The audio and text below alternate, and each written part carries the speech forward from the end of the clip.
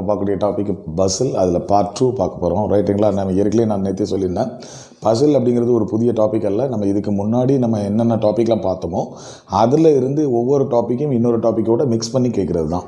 ஓகேங்களா? ஸோ இன்றைக்கி கூட நம்ம இன்றைக்கி ஒரு சமம் எடுத்திருக்கேன் நான் மாடலாக. அதில் என்ன அப்படின்னு பார்த்தீங்கன்னா, நம்ம அரேஞ்ச்மெண்ட்டில் படித்தோம் இல்லையா, அந்த அரேஞ்ச்மெண்ட்லேயும் பிளட் ரிலேஷன்ஷிப்பையும் ரெண்டு டாப்பிக்கும் மிங்கிள் பண்ணி ஒரே டாப்பிக்காக ஒரு பசில் கேட்டால் எப்படி இருக்கும் அப்படிங்கிறது தான். ஓகேங்களா? இது வந்து என்ன சொல்லுவாங்கன்னா 2 entities அப்படின்னு சொல்லுவாங்க. ரைட்டுங்களா?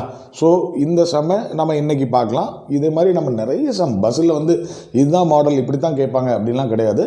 நிறைய என்ன செஞ்சுட்டே இருக்கலாம், எவ்வளோ மாடல்ஸ்னாலும் நம்ம போட்டுகிட்டே இருக்கலாம். ஸோ எல்லாமே நம்ம கையில் தான் இருக்குது. நம்ம நிறைய புக்ஸையோ இல்லை கூகுளில் இருக்கக்கூடிய கொஸ்டின் பேப்பர்ஸோ எல்லாத்தையும் டவுன்லோட் பண்ணி நம்ம ப்ராக்டிஸ் பண்ண நம்மளுடைய ஸ்பீடு இன்க்ரீஸ் ஆகும். ஓகேங்களா? ரைட். இன்றைக்கி நம்ம ஒரு மாடல் பார்க்கலாம். நான் சொன்ன மாதிரி அந்த அரேஞ்ச்மெண்ட் அண்ட் பிளட் ரிலேஷன்ஷிப் ரெண்டு டாபிக் மிக்ஸ் பண்ண மாதிரி ஒரு கணக்கு. ஓகேங்களா?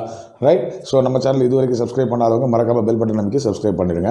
நம்ம சமுக்கில் போகலாம். இங்கே என்ன கொடுத்துருக்குன்னு பாருங்கள். 7 people ACF JNR and V all related to V in some way are facing north அப்படின்னு கொடுத்துருக்காங்க. அதாவது ஒரு 7 பேர் மக்கள் கொடுத்துருக்காங்க. யாரெல்லாம்? ACF JNR and V அப்படின்னு சொல்கிறாங்க. ஆனால் இதுங்க 7 பேரில் V அப்படிங்கிற நபருக்கு மீதி 6 பேரும் ஏதாவது ஒரு வழியில் சொந்தக்காரங்க அப்படின்னு சொல்லியிருக்காங்க. Related to V in some way அப்படின்னு சொல்லியிருக்காங்க. அதுக்கப்புறம் எல்லோரும் எதை நோக்கி ஃபேஸ் பண்ணியிருக்காங்களாம்? நார்த்தை நோக்கி நாங்கள் ஃபேஸ் பண்ணியிருக்காங்க அப்படின்னு சொல்லியிருக்காங்க. ஸோ 7 பேர் நிற்க போகிறாங்கன்னு மட்டும் தெரியுது, நார்த்தை ஃபேஸ் பண்ணியிருக்காங்கன்னு தெரியுது. இப்போ அந்த அரேஞ்ச்மெண்ட்ஸ் எப்படி பண்ண போகிறோம் அப்படிங்கிறது தெரியுது. ஒரு சின்ன க்ளூ என்ன கொடுத்துருக்காங்க, விக்கு ஏதாவது ஒரு வழியில் மீதி 6 பேரும் என்னது ரிலேஷன் அப்படின்னு சொல்லியிருக்காங்க. ஸோ இந்த சம்ம நம்ம எப்படி போட போகிறோம்னு நம்ம அரேஞ்ச்மெண்ட் பார்க்கும்போதே நான் சொன்னேன். ஸோ அரேஞ்ச்மெண்ட்டில் பெரிய பெரிய டிஃபிகல்ட்டிஸ் என்ன அப்படின்னு பார்த்தீங்கன்னா, எங்கே நம்ம ஸ்டார்ட் பண்ணுறது அப்படிங்கிறது நான் சொன்னேன். ஸோ அதுக்கு உங்களுக்கு 2 க்ளூ கொடுத்தேன். ஒன்று என்ன கொடுத்தேன் அப்படின்னா, ஏதாவது எக்ஸ்ட்ரீம் எண்ட் அப்படின்னு கொடுத்தாங்கன்னா அதுலேருந்து ஸ்டார்ட் பண்ணுங்கள். அப்படி இல்லைன்னா ஒரு பெரிய கேப் ஏதாவது இருக்கும், அந்த கேப்லேருந்து ஸ்டார்ட் பண்ணுங்கன்னு சொன்னேன்.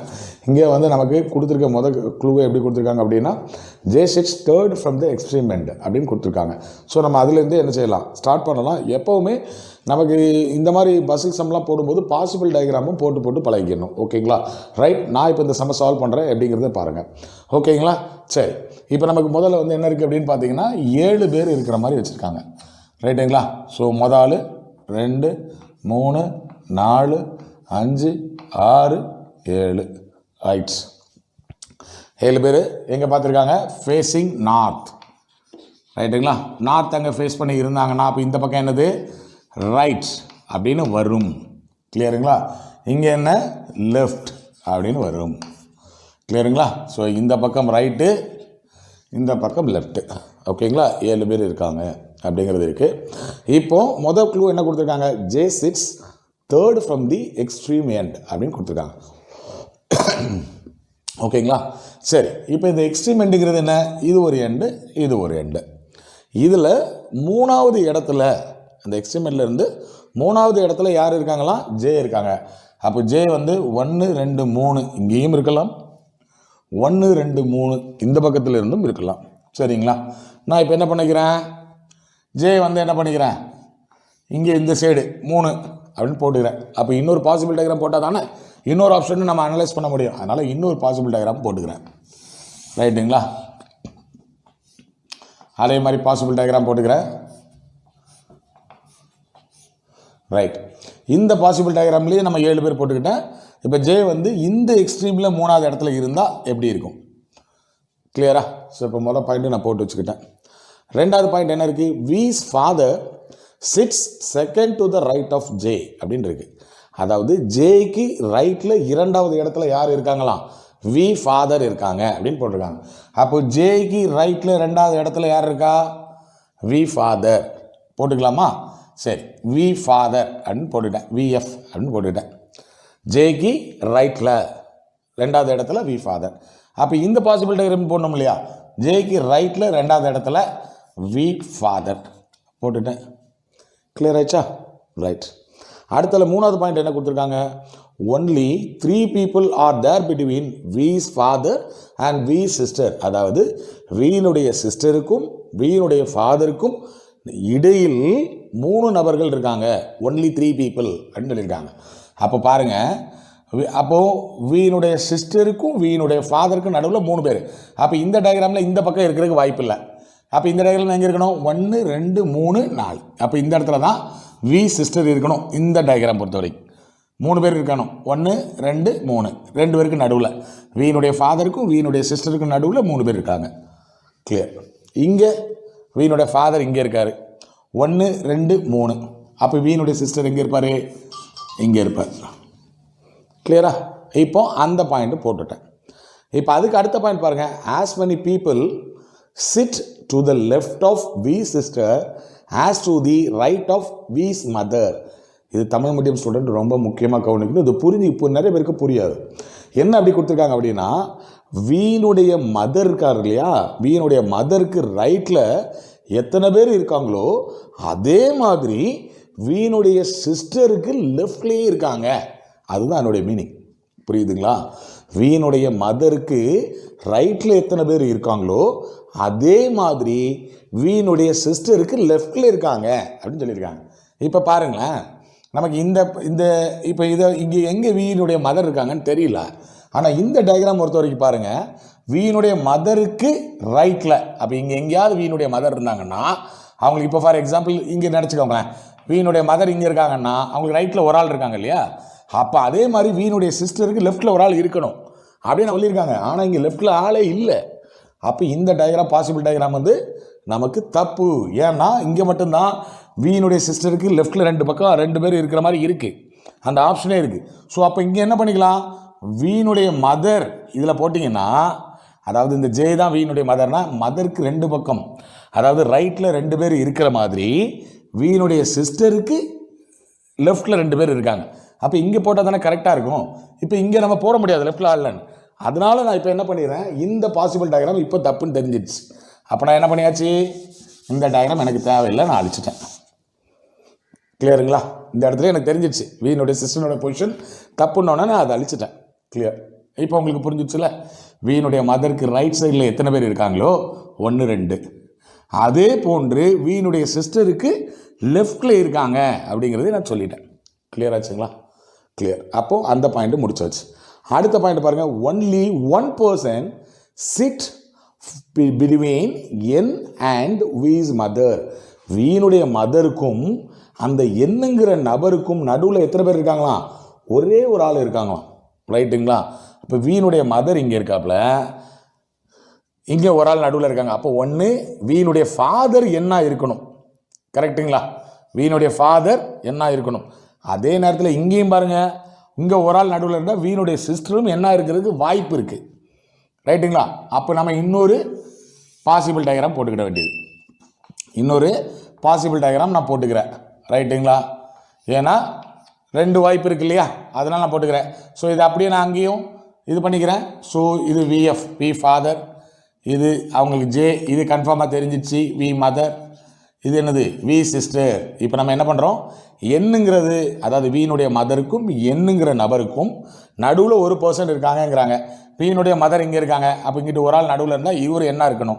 ஆனால் அதே மாதிரி இங்கேயும் என்ன இருக்கிறதுக்கு வாய்ப்பு இருக்குது, நடுவில் ஒரு ஆள் இருக்காங்களா. அப்போ நான் இந்த இடத்துல என்ன பண்ணிக்கிறேன், என் அப்படின்னு இந்த ப்ரோக்ராமில், இந்த டயக்ராமில் என்ன இங்கே வச்சுக்கிறேங்க, இந்த டயக்ராமில் என்ன இங்கே வச்சுருக்கேன். Possible diagram. அப்போ உங்களுக்கு புரிஞ்சுதுங்களா? கிளியர். அடுத்தால பாருங்கள், என் இஸ் த சன் ஆஃப் சின்னு கொடுத்துருக்கு. நான் இப்போ அரேஞ்ச்மெண்ட் பார்த்துட்ருக்கேன், என்ன பண்ண முடியாது, ரிலேஷன்ஷிப்பில் அது எனக்கு தேவையில்லை. N is the son of சிங்கிறது.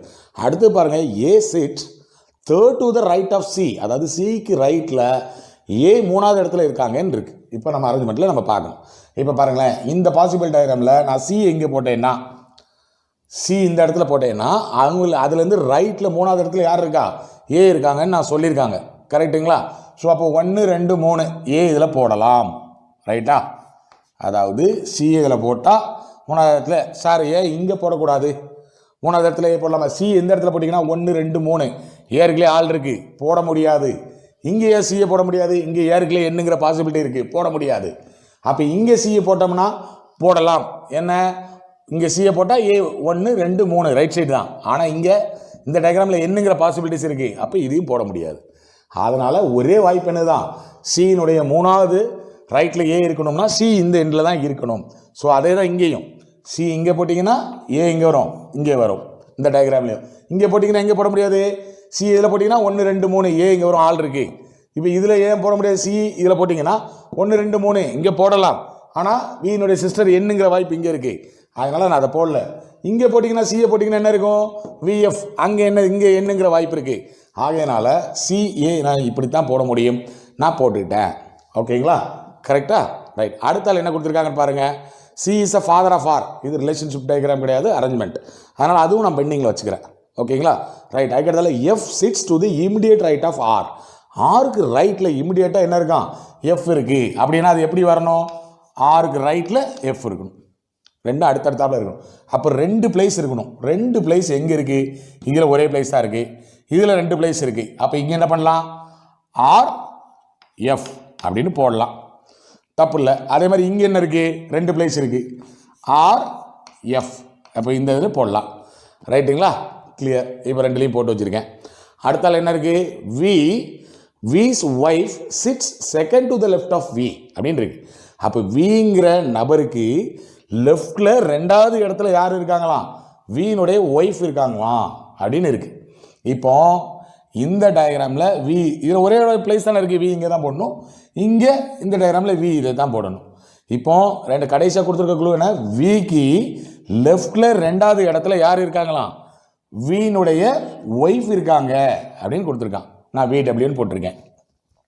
ஆனால் அதே இது இங்கே பாருங்கள், வி இங்கே போட்டிங்கன்னா 2வது இடம் லெஃப்டில் இல்லை. அப்படின்னா இந்த டயக்ராம் என்னது, தப்பு, வராது அப்படின்னு அர்த்தம். அப்போ இந்த பாசிபிள் டயக்ராமை நான் என்ன பண்ணிட்டேன், அழித்து விடுகிறேன். புரியுதுங்களா? இப்போ நமக்கு 7 பேருடைய பிளேஸும் வந்துருச்சு, கரெக்டா? இப்போ நம்ம என்ன பண்ணலாம் அப்படின்னா, இதை பார்த்து நம்ம என்ன செஞ்சிடலாம், கொஸ்டினை எழுதி கொஸ்டினுக்கு ஆன்சர் பண்ணிடலாம். இப்போ அரேஞ்ச்மெண்ட் பண்ணிட்டோம், ஆனால் ரிலேஷன்ஷிப் ஃபில் பண்ணல பாருங்கள். என்னன்னா விக்கு ஏதாவது 1 ஆர் another way எல்லாரும் சொந்தக்காரங்கன்னு சொல்லியிருக்காங்க. சரி, இப்போ நம்ம ரிலேஷன்ஷிப் டயக்ராம் போட்டுடலாமா? அதை நான் இது 2ம் தெரிஞ்சால் தான் இதை சார்ந்து வரக்கூடிய அந்த கொஸ்டினுக்கு நம்ம ஆன்சர் பண்ண முடியும். ஓகேங்களா, ரைட். இப்போ பாருங்கள், வியினுடைய ஒய்ஃப் யார், ஏ, கரெக்டுங்களா? ஏ ஒய்ஃபுங்கிறதுனால ரவுண்டு பண்ணிக்கிட்டேன், வி வந்து ஜென்னுங்கிறனால போட்டுக்கிட்டேன். வியினுடைய ஃபாதர் யார், என், வியினுடைய மதர் யார், ஜே, ரைட்டா? அப்போ பாருங்கள், இப்போ ஜேயும் என்னும் ஹஸ்பண்ட் அண்ட் ஒய்ஃப் இல்லையா? இப்போ ஜே வந்து என்னது, மதர் அப்படிங்கிறனால ரவுண்ட் பண்ணிக்கிட்டேன், என்னங்கிறவங்க ஃபாதர் அப்படிங்கிறதுனால ஜென்னு இப்படி போட்டுக்கிட்டேன். ரைட்டுங்களா, கிளியர் ஆச்சு. வியினுடைய சிஸ்டர் யார், என்ன இருக்குது, எஃப் தான் சிஸ்டர். ஸோ அப்போ அவங்களே ரவுண்ட் பண்ணிக்கிறேன். இவங்க 2 யார், அண்ணனும் தங்கச்சியும். இப்போ அடுத்தால் நமக்கு என்ன இருக்குது, மீதி எழுது அங்கேயே கொடுத்துருக்காங்க, N is the son of C அப்படின்னு கொடுத்துருக்காங்க. அப்போ சியை போட்டுக்கிட்டேன். அதுக்கடுத்தால் என்ன இருக்குது, C is a father of R. C is a father of ஆர்னால இப்போ இது ஜென்னு. அப்போ ஆர் அப்படிங்கிறது இந்த ஜென்ரேஷனில் வரணும். ஸோ இவங்களுக்கு யார், இவங்க உடன் பிறந்தவர்கள். ரைட்டுங்களா? இப்போ ரிலேஷன்ஷிப் டயக்ராம்லேயும் 1 2 3 4 5 6 7 7 வந்துட்டாங்க. அரேஞ்ச்மெண்ட் டயக்ராம்லேயும் 1 2 3 4 5 6 7 வந்துட்டாங்களா? இவ்வளோ தான். ஸோ இவ்வளோ பொறுமையாக நான் உங்களுக்கு சொல்லியிருக்கேன். ஸோ ஒவ்வொரு அர்த்தத்தையும் புரிஞ்சு அரேஞ்ச்மெண்ட்டையும் அந்த ரிலேஷன்ஷிப் 2ஐயும் பார்த்துட்டு 2 டயக்ராமும் நம்ம போட பட்சத்தில் தான் நம்ம இதை தொடர்ந்து வரக்கூடிய அந்த கொஸ்டினுக்கு ஆன்சர் பண்ணுறதுக்கு ஈஸியாக இருக்கும். ஓகேங்களா? இப்போ பாருங்கள், இதில் ஃபஸ்ட் கொஸ்டின் என்ன கொடுத்துருக்காங்க பாருங்கள். How many people sit to the right of V. விக்கு ரைட்டில் எத்தனை பேர் இருக்காங்க, ஒரே ஒரு ஆள் தான் இருக்கார், வி ஃபாதர் என். அப்போ என் ஒரே ஒரு ஆள் தானே இருக்கார். அப்போ ஆப்ஷன் என்ன, ஃபஸ்ட்டு கொஸ்டினுக்கு ஆன்சர் என்ன, ஏ. கரெக்டுங்களா? ஆப்ஷன் ஏல 1ன்னு கொடுத்துருக்காங்க, சரியான விடை. ரெண்டாவது பாருங்கள், ரெண்டாவது கொஸ்டின் என்ன, who sits second to the left of V. Second to the left of V. விக்கு லெஃப்டில் 2வது இடத்துல யார் இருக்கா, விக்கு லெஃப்டில் 1 2 2வது இடத்துல யார் இருக்கா, அவங்க ஒய்ஃப் இருக்காங்க. ரைட்டா? ஏ. ஆனால் ஏங்கிறது தான் அங்கே கொடுத்துருக்காங்க, ரிலேஷன்ஷிப்பில் தான் நம்ம ஒய்ஃப்னு சொல்லணும். இங்கே ஏங்கிறதுக்கு அப்போது 2வது கொஸ்டினுக்கு ஆன்சர் என்னது, சி. சிங்கிற ஆப்ஷனில் ஏங்கிற கரெக்டான விடை இருக்குது. ரைட்டுங்களா? ரைட். 3வது பாருங்கள், how is N related to A. N என்பவர் ஏ என்பவருக்கு யார், இல்லைன்னா 2 அப்படின்னு யார் பக்கத்தில் இருக்கோ அவங்களுக்கு தான். ஏக்கு என் யார் அப்படின்னு கேட்டிருக்காங்க. ஏக்கு என் யார், ஏக்கு வி ஹஸ்பண்டு, வியினுடைய அப்பா என். அப்போ ஏக்கு என்னது, ஏனுடைய கணவருடைய தகப்பனார் தான் ஏக்கு என்ன வரணும், மாமனார் அப்படின்னு வரணும். மாமனார்னா அப்போ யார், N is a father in law to A அப்படின்னு அர்த்தம். அப்போ அங்கே ஃபாதர் இன் லா எந்த ஆப்ஷனில் இருக்குது, 3வது கொஸ்டினுக்கு ஆன்சர் என்ன, பி. பியில் என்ன இருக்குது, ஃபாதர் இன் லா அப்படின்னு இருக்குது. புரியுதுங்களா? சரி, நான் இதில் ஒரு 3 கொஸ்டின் தான் சாம்பிள் கொடுத்துருக்கேன். இதை எப்படினாலும் கேட்கலாம், எத்தனை கொஸ்டின்னாலும் கேட்கலாம். புரியுதுங்களா? ஸோ உங்களுக்கு புரியுறதுக்காக அரேஞ்ச்மெண்ட்டில் இருந்து ஒரு 2 கொஸ்டினும் பிளட் ரிலேஷன்லேருந்து ஒன்றும் கொடுத்துருக்கேன். இது வந்து மறுபடியும் என் விக்கு யாருன்னு கேட்கலாம், எஃப் யாருன்னு கேட்கலாம், ஜேக்கு யாருன்னு கேட்கலாம். இந்த மாதிரி மாற்றி மாற்றி என்ன செஞ்சுக்கலாம், கேட்டுக்கொள்ளலாம். சொன்னீங்களா? ஸோ பஸ்ஸில் பொறுத்த வரைக்கும் நம்ம இதுக்கு முன்னாடி உள்ள என்னென்ன டாப்பிக்லாம் படித்தோமோ அதிலெல்லாம் ஸ்ட்ராங்காக இருக்கும்போது ரெண்டையும் மிங்கிள் பண்ணும்போது நமக்கு ஈஸியாக நமக்கு பண்ண முடியும். ஸோ நிறைய சம் பாருங்கள், 1-2 சம் புரிஞ்சோன்னா நம்ம எக்ஸ்பர்ட் ஆகிட முடியாது. ரெண்டாவது நமக்கு நிறைய சம்மை நம்ம ப்ராக்டிஸ் பண்ண நமக்கு ஸ்பீடு கூடிரும், நமக்கு அண்டர்ஸ்டாண்டிங் லெவலும் கூடும். எஸ்பெஷலி தமிழ் மீடியம் ஸ்டூடெண்ட் என்ன பண்ணுங்கள், ஒவ்வொரு வார்த்தைக்கும் அர்த்தம் தெரிஞ்சு அந்த சென்டென்ஸை கரெக்டாக புரிஞ்சுக்கோங்க. ரைட்டுங்களா? இன்னாருக்கு இன்னார் ரிலேஷன் அப்படிங்கிறதெல்லாம் தெளிவாக இருக்கணும். இவங்களுக்கு லெஃப்ட்டில் யார் இருக்கா அப்படிங்கிறதெல்லாம் நம்ம தெளிவாக பார்க்கணும். ஓகேங்களா? ஸோ அதெல்லாம் நமக்கு கரெக்டாக உங்களுக்கு பார்க்க தெரிஞ்சிச்சு அப்படின்னா இந்த டயக்ராம் ஈஸியாக போடலாம். டயக்ராம் போட்டாச்சுன்னா என்ன பண்ணிடலாம், ஆன்சர் ரொம்ப ஈஸியாக கொடுத்துடலாம். ஓகேங்களா? ஸோ இந்த வீடியோ உங்களுக்கு பிடிக்கும்னு நான் நம்புகிறேன். ஸோ உங்களுக்கு பிடிச்சிருக்க பட்சத்தில் லைக் பண்ணுங்கள், உங்கள் நண்பர்களோட ஷேர் பண்ணுங்கள்.